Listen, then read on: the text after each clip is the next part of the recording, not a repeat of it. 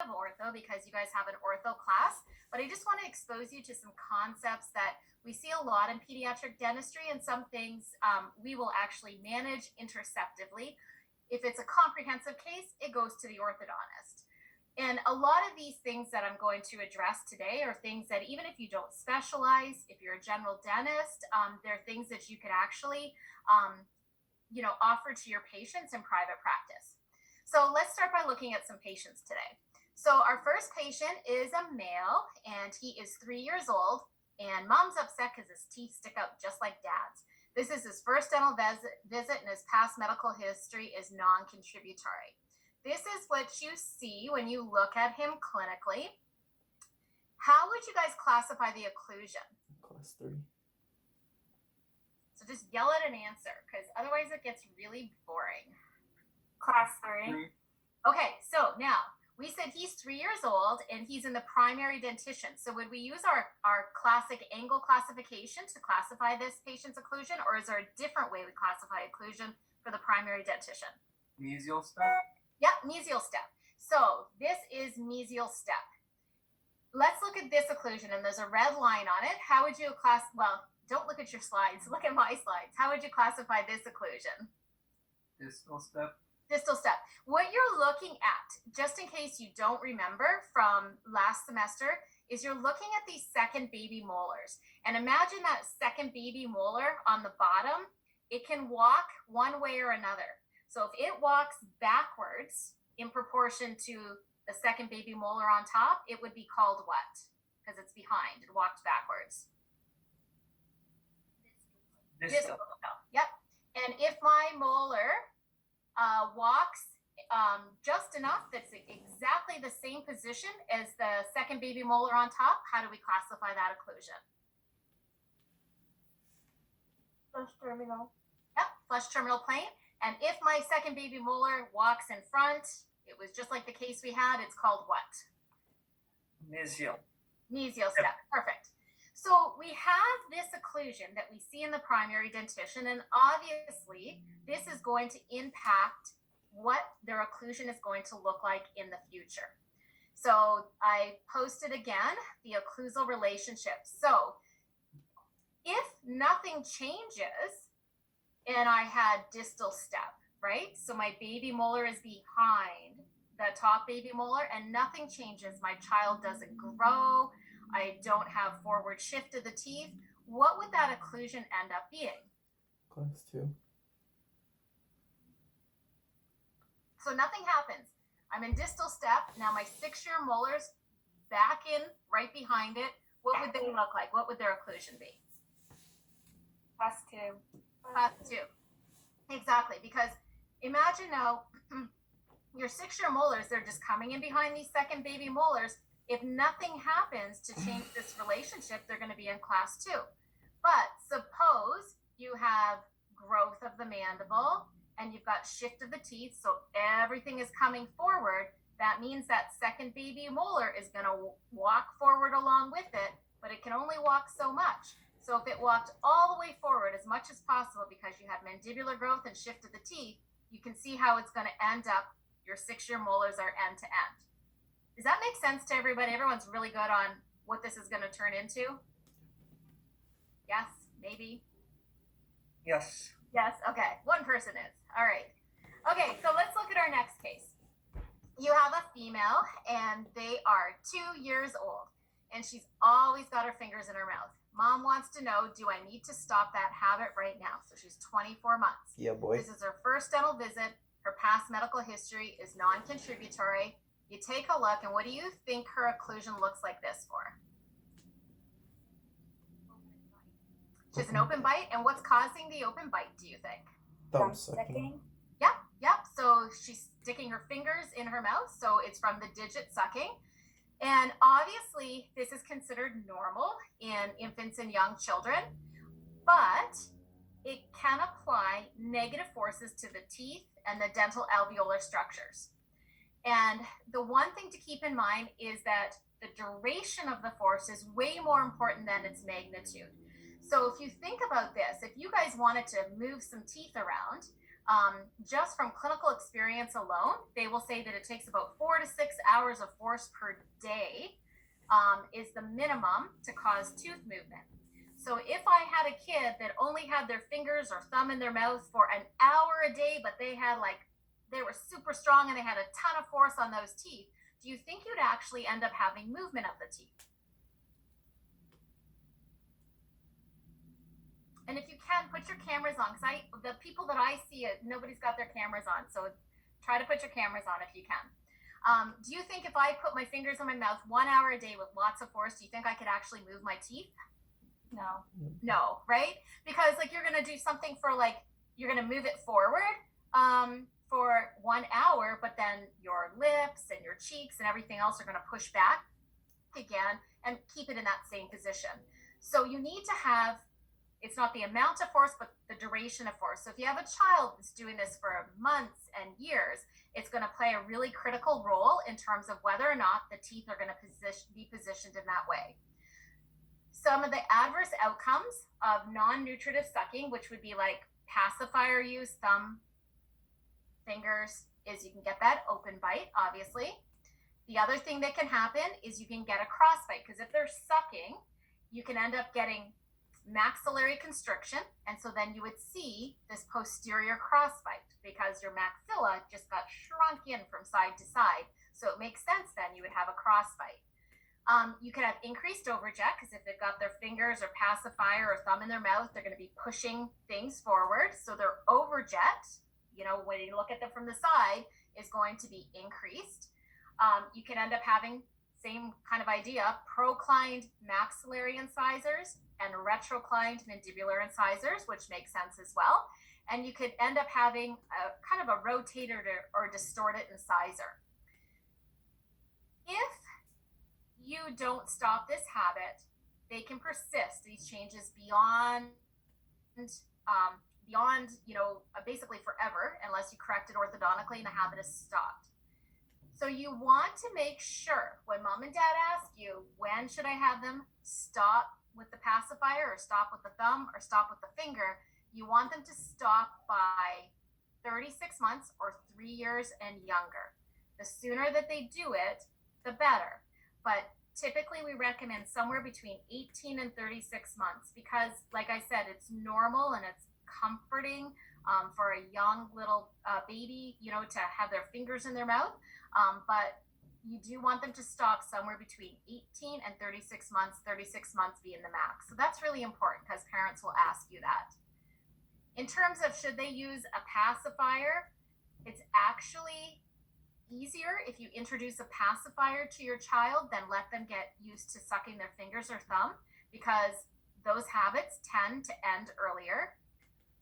Also, obviously, it's easier to stop because when you're trying to wean them off of it, you can take the pacifier away for a few hours or for part of the day or for one night and then bring it back. I mean, obviously, you can't chop their fingers or thumbs off, so the pacifier is an easier habit to kind of break. But the one thing is, if you stop it too early, you'll take the pacifier away and they're going to replace it with their fingers. So you've got to really watch that child and kind of have that balance of when you stop this habit with them. As well, you guys should be familiar, and I think this is really interesting, that early pacifier use they find has reduced risk of SIDS. So they've done some studies on that, and there seems to be a relationship there. So you do want to encourage families, to use a pacifier when they're very young. And like I said, when do we want to wean that child off of the pacifier? At what age? 36 months. Anybody that can read. 18 to 36 months. Oh, 18 to 36 months. Awesome. Okay, so they might be overwhelmed with it and be like, well, how am I going to get my child to stop with the fingers or the thumb or the pacifier? Some advice you can give them. If it's an older child, a lot of times if you just kind of show them what's happening to their teeth, they're going to be motivated because of the aesthetics. And believe it or not, we have some teens that end up coming into the clinic that are still sucking their thumb. and they're embarrassed about it. And a lot of times if you show them what's happening and you appeal to the aesthetic aspect of it, it may be enough. I mean, it's not going to work with a 3-year-old, but when you have somebody a bit older, it will. The other thing is you can tell mom and dad, hey, you know what, you can do some reminder therapy. If it's they're sucking their finger, put a bandage around it, maybe a fun bandage with some cartoons on it, so that whenever they see that bandage, they know not to put the finger in their mouth. If it's at nighttime that they're sucking, you can put a mitten on their hand or a sock on their hand, and then obviously that's not going to be as comforting to them, a mitten in their mouth, as it is their own fingers or thumb. And there's some nail polish that's called Mavala that tastes really, really bitter, and you could paint that on their nails, and that reminds them when they put their fingers in their mouth to stop sucking. You can set up a reward system. So if they don't suck their thumb Monday, Tuesday, Wednesday, they put stickers on the calendar, and then on Thursday they get to do something fun with mom or dad or a sibling. It doesn't have to be this big gift from wherever, you know, it can be something as simple as if they love to read a book or go to the park, that they get that reward after they put their stickers on the calendar. And then if none of that works, you can consider some other therapies. You can consider, for example, having the child put an ACE bandage around their arm, like a tensor bandage, and they wrap it around their arm at night if they're sucking at night. So obviously when they go to put their finger or thumb in their mouth, it is tight and uncomfortable, so it makes them not do it. Or you can actually fabricate an appliance in the office to give them. But this is really important. The appliance is only as good as the patient wants to quit the habit. It's only a reminder. So, for example, one appliance you could put in their mouth is a quad helix. The nice thing about the quad helix is it's a reminder. When they put their thumb or their finger in their mouth, they feel the appliance and it's not super comfortable. And if they're motivated to stop, that will be like, oh yeah, I'm trying to quit, you know, the habit that I'm, you know, with my fingers or my thumb. If they're not motivated to stop, I had one patient who actually embedded the crib right into their palate because they kept sucking and putting pressure onto the crib. So make sure that they know it's a reminder. You're wasting mom and dad's money if the child is not going to stop. The other great thing about the quad helix is it actually will expand the maxilla. So if you have some constriction from the habit, it's going to cause some expansion as well. Another appliance that you could fabricate for them to help with the habit is the palatal crib. And again, it kind of hangs down from the palate, and if they really want to, they can still suck their fingers or thumb and push that right up into the palate. But it's a reminder, and if they're motivated to stop, that should be enough. The bad thing about this is at first it takes a few days, sometimes up to 2 weeks, for them to be able to eat around it normally and to speak and to sleep comfortably. So it takes a few days and up to 2 weeks to kind of get used to that appliance in your mouth. It will leave an imprint on the tongue for about a year, and it's hard to keep good hygiene around it. But it does interrupt the habit. It's not going to do any sort of expansion. It's just there as a reminder. So this would be for a case that you don't need expansion because there's no maxillary constriction. Or it would be a case that you've got the expansion, but they haven't stopped the habit yet. And so now you're going to introduce the crib to basically, help with the habit cessation. The other thing is the bluegrass appliance. And this one's kind of cool because it's like an acrylic roller on the palate. And basically the child likes to then play with it with their tongue. So they'll be rolling it with their tongue. And the goal is basically to replace the habit of rolling with the tongue with the fingers. And they have found that it's easier to clean. The other two appliances are not as easy to clean. And it works just as well as the palatal crib. And it looks better. It's not hanging out of your mouth. Any questions at all on habits and appliances? Dr. Tammy? Yeah? Is the 6 to 12 months the duration you wear the appliance? Okay, yes. Depending on the appliance, you are going to have it in your mouth for 6 to 12 months. Because after you've got things corrected, it's going to take time to make sure that the habit is actually is actually discontinued. So you would continue to maintain it for a while. So yes, 6 to 12 months, depending on which appliance is in the mouth. Okay? Thank you. Yep. All right. So then, any other questions about the habits before we see our next patient? Tammy, won't the bead on the bluegrass appliance, when the child is trying to push it with their tongue, won't the anteriors flare because of it?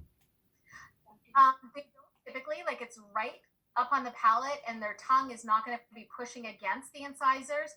It's literally going to be rolling that roller on the top of the palate. So there hasn't been any issues with it. In fact, they're really finding that, like I said, that this bluegrass appliance is a nicer appliance to use for breaking the habit. Any other questions about it? So, and you want to obviously follow up with your patient, right? You put the habit breaker in and you want to check on them every 1 to 2 months, bring them in to make sure that everything looks good. The palatal crib, obviously, like usually stops kids right away from sucking, but you would need to leave that in for at least another 6 months to make sure that the habit's extinguished completely. So that's why, like in terms of the quad helix, usually it takes 3 months to correct the crossbite, then 3 months to stabilize the movement. So things are, and then a few months to maybe make sure that, that the habit is stopped. So 6 to 12 months, you're going to have this appliance in the mouth. Okay, our next patient is 6 years old, and mom is concerned because she's starting to get a double row of teeth. She has regular dental care, and her past medical history is non-contributory. Here's what it looks like. So what's going on here with our patient? And everybody comes in for this. It only apparently happens 10% of the time, but I feel like it happens all the time because this is something that parents come in all the time to ask about. So what's going on with our patient? Permanent dentition's just erupting lingually. Lingually. And do you think this is normal for the lower incisors? Yep, I see some nodding. So yes. So this pattern is common and it should be considered normal. And there's a couple of theories out there. The cause isn't super well established, but there's a couple of theories. One is that it's just an abnormal pattern of resorption. And the more accepted one seems to be that it's just a variation of normal. Our tooth buds are lingual to our primary incisors. And a lot of times they're going to erupt and they may not migrate facially. So what are you guys going to recommend? What's your thoughts? I have a quick question. Yeah. In this case, would the incisors not have root resorption because there's no kind of pressure on it? They wouldn't have root resorption or very limited root resorption. Yes, you are correct. Would you? So what would you recommend? Extraction. Okay. Yep. Any other thoughts? Extraction. Okay, so this is the one case. Overall, when you have an over-retained baby tooth, which you do, you're going to want to extract it as soon as possible. We'll go into some other cases on that.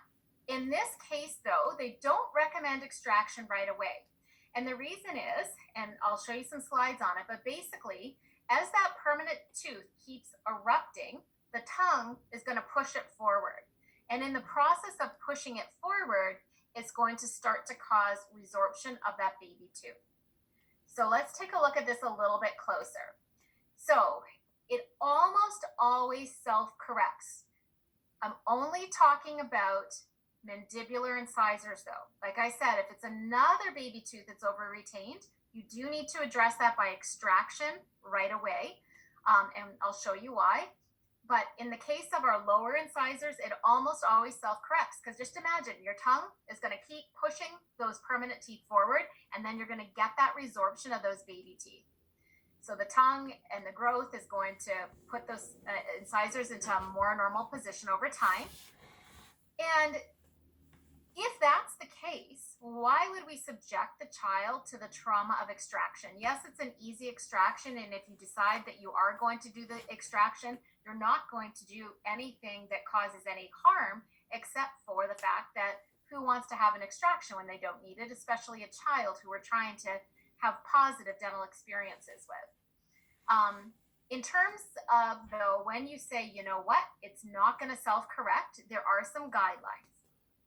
If your central incisor, the baby central incisor, is still hanging out and the child is 8 years and 2 months, you're going to have to extract it. It's not going to self-correct. And if the lateral incisor is still hanging out and they're 8 years and 4 months, you're going to have to extract. You don't have to remember exactly that, but I can't get it out of my head. I always go 8.2 and 8.4, and it's stuck in my head. But the gist of it is, basically, if they hit 8 years old and it's still there, it's not going to self-correct. So at that point, you're going to recommend extraction. Any questions on that? Okay, let's look at our next patient then. So our next patient is 7 years old. I don't like the way my son's front teeth look. Regular dental care, past medical history is non-contributory. What's going on with our patient here?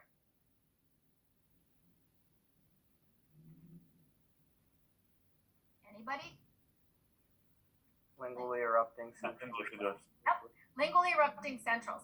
So if I have lingually erupting centrals, and basically I have over-retained primary teeth, imagine what's going to happen with these teeth. If I do nothing and I let my baby teeth be a roadblock hanging out there and my incisors keep erupting lingually, what's going to happen?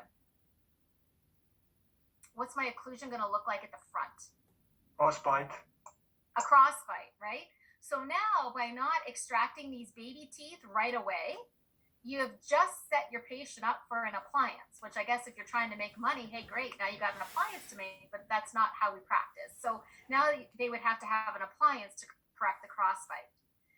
So, like I said, if you have an over-retained baby tooth, if you see that permanent tooth, unless it's these lower incisors, you're going to want, and it's loose, you want to say to mom and dad, you know what? It's loose, give it a few days, see if they can wiggle it out on their own. But if they can't wiggle it out, call the office and we'll take it out. And the reason is, if you don't do that, you're going to end up having inflammation of the tissue around that baby tooth that's over-retained. You'll end up having pain, obviously, because you've got inflammation. The permanent tooth is not going to come into the right spot. It's going to keep coming lingual, or if you have an over-retained baby molar and a premolar, the premolar may start to erupt buccal, or it may erupt palatal, so it can deflect the permanent tooth. You can end up with crowding and a crossbite in the case that we just talked about right there. So in this case, your recommendation is wiggle out the baby tooth, and if they can't get it out, come back and you'll take it out for them. Any questions on that? Okay, so let's look at the case where they didn't come in to see you. My daughter's front teeth look crooked, regular dental care she's had, but for some reason they didn't come to see you when that baby tooth was over-retained. And here you have what? What's your diagnosis? Crossbite. A crossbite. So the question is, what do we do? The diagnosis is a crossbite. Obviously, a crossbite is any abnormal buccal-lingual relationship, whether it's between the incisors or whether you have a posterior crossbite. It's anything that's, going in the wrong direction in terms of that relationship. So if you have a baby tooth that's over-retained anywhere except these lower incisors, you want to extract that ASAP. Okay, so in terms of crossbite classification, this is where it's really important, so that unless you end up specializing in ortho, obviously you would handle any type of crossbite. But if you want to only do the simple cases, you want to make sure that you recognize that it is dental in origin. So you look at the molars, you still have class 1 molar occlusion. It's just that you have an abnormal relationship between, and we're focusing right now on anterior crossbite, between your maxillary and mandibular anterior teeth. But it's dental only. You've got enough space and you just got a crossbite, everything else looks perfect. It can be skeletal, of course, right? Obviously, you could have a crossbite because of the position of your bone, and you have a class 3 skeletal malocclusion. So you're not going to recommend some of the simple treatments we're going to talk about to address a skeletal issue. And sometimes you can have a functional shift. In other words, that crossbite is going to make you kind of go to the side once you kind of bite your teeth together, if that makes sense. You're going to functionally shift because of that interference of that tooth. And obviously you can have features of each of them. It can have different origins, but the types of treatment that you would want to address in your practice, unless you're a specialist in ortho, is those that are just dental in origin. So what causes this crossbite? Well, we already said one thing that can cause it is over-retained baby teeth. Another thing that can cause it is the lingual position of the developing tooth buds, which we've already talked about. If you just don't have enough space, if there's a supernumerary in the way and it puts things in a bad position, over-retained baby teeth we've talked about, and sometimes trauma can cause a crossbite. Because imagine you hit that baby tooth, the permanent tooth is above there, and it can deflect the position of that permanent tooth, and so now it's in the wrong spot, so you end up having a crossbite. So the ones that we want to really look at are the ones that are affecting just one or two teeth. It's just a simple dental anterior crossbite. And basically, we want to treat that. Because if we don't treat it, you could end up having a weird growth pattern because of that functional shift. You could end up losing your arch dimension, and your midlines will end up going off. Obviously, if I'm in a crossbite with the front teeth and my bottom tooth is hitting the front of my top incisor, over time, I could get a wear facet in the facial aspect of that incisor. And if I'm in crossbite, it's going to be putting a lot of trauma. Like, this tooth wasn't meant to interact with the top tooth that way. So it's going to be putting a lot of trauma on it. So I'm going to end up having traumatic occlusion, which is going to cause mobility of that tooth. And you can actually get some stripping of the gingival tissue as well on that lower tooth. So I want to treat a crossbite, an anterior crossbite that's of dental origin as soon as possible. So one thing sometimes that works is that you can, a lot of times you have like not enough room, and that's why you have the crossbite. So sometimes you can actually disc the incisors, and then that's going to give you enough room to get these upper incisors in. So you can disc the adjacent baby teeth to increase the arch perimeter, or you can disc a little bit of the incisors, and that'll actually give you just enough room to get the teeth in. You don't want to disc a lot, because obviously if you disc a lot on a permanent tooth, you're going to end up exposing the dentin and have sensitive teeth. So if it's really crowded, this is an ortho case instead. But if you've got enough space, you can make a Holly retainer. And this is a real simple appliance to make. The three key features of this retainer are, you've got your palatal acrylic, and that's going to obviously on the maxillary arch give you some stability. You've got these Adams clasps, which are going to give you retention. So there's different types of clasps you can use. You need at least 2 Adams clasps, one on each side. And you've got a finger spring right up here at the front. And the finger spring's in the acrylic, and it's basically going to be springing onto the back of that tooth that needs to be bouncing forward. So those are your key features. You don't have to have a bite block. And we'll talk about that a few slides up. Because you might think in your head, well, if I'm in crossbite, how am I going to get that finger spring to push it forward unless I have a bite block that opens the bite a bit so it has room to go forward? But for the most part, we're not sitting here with our teeth close together. When we're just sitting at rest, that we don't need to open up the back in order to get the space that we need. So our 3 key components are just the 3 that we just talked about. So when the appliance comes back from the lab, you'll try it in their mouth, obviously. And if it's really, really tight, you might have to adjust the acrylic a little bit with an acrylic burr. And I think you guys, just like you adjust like a little flipper that you make for a patient, the same concept. Then you need to adjust the Adams clasp. And I have a little video on that. So adjust the acrylic first, and then the Adams clasps. Tighten the Adams clasps. These clasps can be tightened in two ways. Grip the mesial arm of the clasp with a 139 or a bird beak plier where it exits the acrylic baseplate. Bend the clasp gingivally a small amount. Repeat the movement on the distal arm and on the contralateral clasp.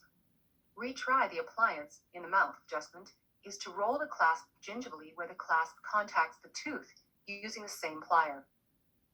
Movement at this location is even less and will easily improve the retention of the appliance. Care must be taken not to distort the shape of the clasp. Ball clap. Okay. And then Finger you want springs should be activate the finger activated once spring. every 4 to 6 weeks. With a 139 or a bird beak plier, open the spring in the desired direction using the minimum level of force. The spring is usually activated 1 millimeter or less. It is important not to overactivate the spring. Too much activation will either cause the spring to deflect upon the surface of the tooth or will lead to disengagement of the appliance. I know Continue adjusting the spring until the appliance remains fully seated and the patient reports light, gentle pressure on the tooth. it's kind of hard to imagine this until you put your hands on it, but obviously, just like any appliance that you would put in a patient's mouth, if it's too tight when you put it in, you adjust the acrylic. And the Adams clasp is something that you can learn how to adjust. It's going to give you that retention. The finger spring, one thing and I've made this mistake when I first started putting these retainers in, I overacted the finger spring. So imagine if you overactivate it and now you try to put it in, it's going to keep dropping out, right? Because there's too much pressure there. So you want to be really careful that you only activate that finger spring just a little bit and then try it in. And when they feel pressure, that's enough. The bite plane or the bite block, like I said, we don't use those typically because most people are going to keep their mandible open and they're only going to occlude when they're swallowing and they have other movements. But if for some reason the crossbite has not improved after 3 months of active treatment, you can try to add the bite plane to it so that you're limiting closure for that patient and you've got that uninhibited incisor movement. But it's really discouraged. It's not something, like I said, we do routinely because the teeth that are not in contact with the appliance will continue to erupt, and so you could end up with a vertical discrepancy. If you give a patient a retainer, you want to make sure that they're wearing it enough. Remember we talked at the beginning about how, like, if they're sucking their thumb for only a couple of hours, you're really going to maybe move the teeth a little bit, and then the rest of your muscles in your face are going to push things back. You want to make sure that they're wearing it all the time so that you get the movement that you want, except for when they're eating and they're brushing their teeth. You want to make sure that every time they take it out of their mouth, they put it in the case. There's some kids that will put it in the napkin at school and then the retainer is lost, and it's very frustrating because it costs money for the parents. So put it in the case every time they take it out of their mouth. And obviously, you want to make sure that you clean the retainer as well, and there's different ways to clean the retainer. The other thing is that you want to make sure that they are going to wear it until that tooth that's in crossbite is slightly overcorrected. Once you've got that positive overbite and overjet, things should stay in place because you're locked right there. But you want to still have them use that appliance passively for the next 1 or 2 months to make sure that you've got a sufficient correction of that occlusion. And obviously there's fixed appliances as well. And the fixed appliances we're not going to get into. I'm sure you guys talk about them in ortho. But I can tell you, like, if you have a kid that comes into your office and they have anterior crossbite that is just one tooth only, and there's enough room, that Holly retainer is super, super easy to correct that occlusion. And I guess we'll leave it there for now, and we'll go into the next stuff next time. Any questions at all? Okay, awesome. Have a good night, you guys. Actually, Dr. Tammy, sorry, are you still there? I'm still here. Yep, I haven't gone yet. I actually wanted to ask, just out of curiosity, in the literature, has there been any like higher increase with patients